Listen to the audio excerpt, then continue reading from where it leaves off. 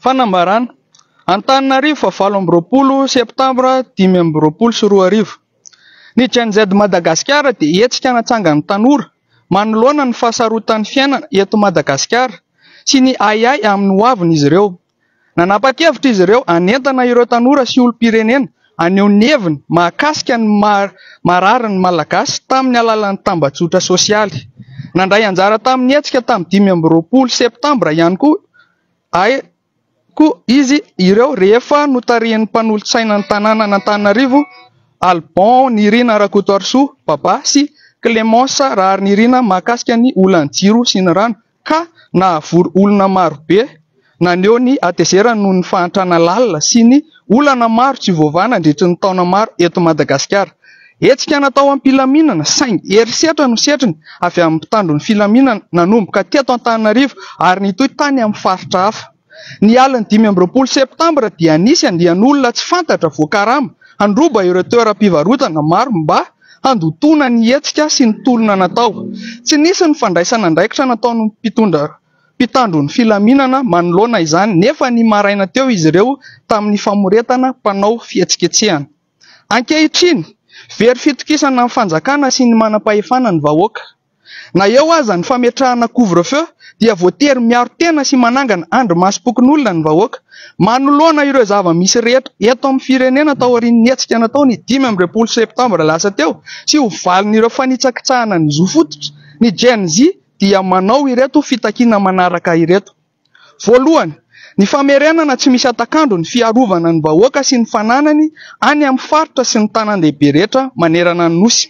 Faharoa, fekena sy fifonana ampahibe maso atao amin'ny 420 ataon'ny filoham-pirenena sy ny Prime Ministra miaraka amin'ny fanazavana ny tsy fandraisana andraikitra manoloana ny herisetra sy famoretana natao tamin'ireo mpitolona nanao hetsika am-pilaminana, tanam-polo sy nitondra fitaovam-piadiana.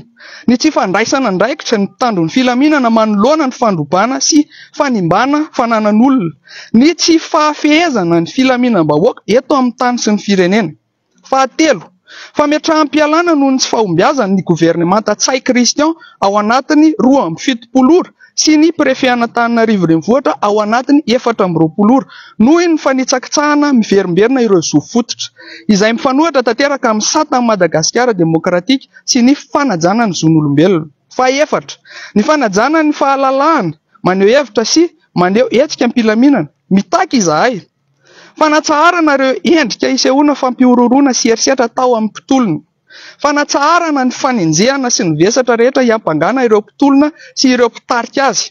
Famoahana ireo tanora mpanao fihetsiketsehana rehetra nosamborina nanomboka tamin'ny 15 septambra.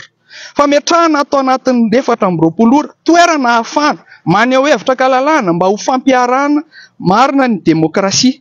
Mangataka amin'ny prefektoran'ny polisy eran'ny Madagasikara rehetra izahay handray an-tanana ny fandaminana izany, izay rehetra mety ho endrika famoretana na fanaparitahana atao aminay amin'ireo toerana ireo dia ho raisina toy ny fiantsiana ady avy amin'ny mpitandron'ny filaminana.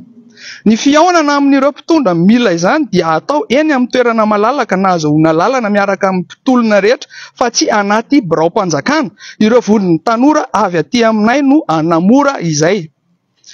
Fahadimy, fitadiavana ary fanenjehana ireo izay manome baiko sy ireo nandray baiko izay nampiasa hery miompapana tamin'ireo mpitolona am-pilaminana sy ireo nandray anjara tamin'ny fandrobana sy ny fampiororona rehetra ao anatin'ny 27.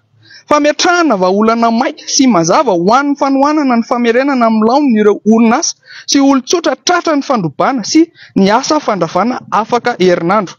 Ankehitriny izahay dia miantso ny herivelona rehetra eto amin'ny tanin'ny Repoblikan'i Madagasikara, fikambanana, firaisamonim-pirenena, sehatra tsy miankina, influenceur, mpitondra fivavahana, sendika, mpiasa-panjakana, mpanao politika, olom-boafidy, olom-boatendry ary ny olom-pirenena tsiraray avy hiaraka hitolona aminay ho an'ireo fitakiana ara-drariny rehetra ireo. Fanamarihana farany ao anatin'ny fanambarana dia hisy consigne de sécurité ho alefanay ho an'ny mpitolona rehetra eo amin'ny pejin'ny Gen Z Madagasikara anio hariva mba handaminana ny hetsika izay ho atao raha ampitso. Alatsinainy 29 septambra. Mangasitraka tompoko, mirary soa amin'ny malagasy rehetra rehetra mitoy ny tolona. Communiqué. Antananarivo le 28 septembre 2025. Gen Z est un mouvement créé par des jeunes face aux difficultés de la vie à Madagascar et aux inquiétudes concernant leur avenir. Ils ont décidé de mobiliser les jeunes et les citoyens afin d'exprimer leurs opinions sur les souffrances du peuple malagasy à travers les réseaux sociaux. Ils ont décidé de prendre part à une manifestation le 25 septembre initiée par les conseillers municipaux d'Antananarivo, Alban Nirina Rakutorsu Baba et Clémence Rar Nirine autour d'un problème d'électricité et d'eau. Cet événement a rassemblé une foule importante venue s'exprimer sa colère face à la pauvreté profonde et aux nombreux problèmes non résolus depuis des années à Madagascar. Bien qu'il s'agissait d'une manifestation pacifique, la réponse des forces de l'ordre fut marquée par la violence et la violation des droits humains. Le mouvement s'est répandu dans d'autres provinces de Madagascar. Dans la nuit du 25 septembre, des groupes de personnes non identifiées payés pour semer le chaos, ont pillé de nombreux commerces dans le but de discréditer le mouvement et la lutte menée. Aucune mesure n'a été prise par les forces de l'ordre face à ces agissements, alors qu'au matin, elles se sont empressées de réprimer les manifestants. Aujourd'hui, la population a perdu confiance envers l'État et les autorités. Malgré l'instauration d'un couvre-feu, les citoyens se voient contraints d'assurer leur propre sécurité en mettant en place des comités vigilance communautaire. Face à cette situation et aux multiples violations des droits fondamentaux qui ont suivi la mobilisation du 25 septembre, Gen Z formule les revendications suivantes. Le rétablissement de la sécurité publique dans toutes les villes et communes de Madagascar dans l'immédiat, reconnaissance et excuses publiques dans un délai de 24 heures par le président de la République et le Premier ministre accompagnés d'explications sur les faits de violence et de répression exercée contre les manifestants pacifiques, mains nues et sans armes, l'inaction des forces de l'ordre face au pillage et aux destructions de biens, l'incapacité à assurer l'ordre public sur l'ensemble du territoire national. Troisième point, démission pour incompétence du gouvernement de Tsai Christian dans un délai de 72 heures, ainsi que du préfet d'Antananarivo dans un délai de 24 heures, en raison de violations répétées des droits fondamentaux contraires aux principes démocratiques garantis par la Constitution de Madagascar et au respect des droits humains. Concernant le respect de la liberté d'expression et de manifestation pacifique, nous exigeons l'arrêt de toute forme d'intimidation, de menaces et de violence exercées contre les manifestants, la cessation des poursuites et charges retenues contre les manifestants et leurs leaders, la libération immédiate de tous les jeunes manifestants arrêtés depuis le 25 septembre, la mise en place dans un délai de 24 heures d'espaces publics dédiés à l'expression libre afin de garantir l'application effective de la démocratie. Nous demandons à toutes les préfectures de police de Madagascar d'assurer l'organisation de ces espaces. Toute forme de répression ou de dispersion menée par les forces de l'ordre dans ces lieux sera considérée comme une provocation et un acte hostile. Les rencontres avec les autorités devront se tenir dans les lieux publics et ouverts, dûment autorisés en présence de l'ensemble des manifestants et non dans les bureaux administratifs. Les collectifs de jeunes de notre mouvement en faciliteront l'organisation. Point 5. Identification et poursuite judiciaire contre les commanditaires et les exécutants des violences disproportionnées infligées aux manifestants pacifiques, ainsi que contre ceux ayant participé au pillage et actes d'intimidation dans un délai de 72 heures.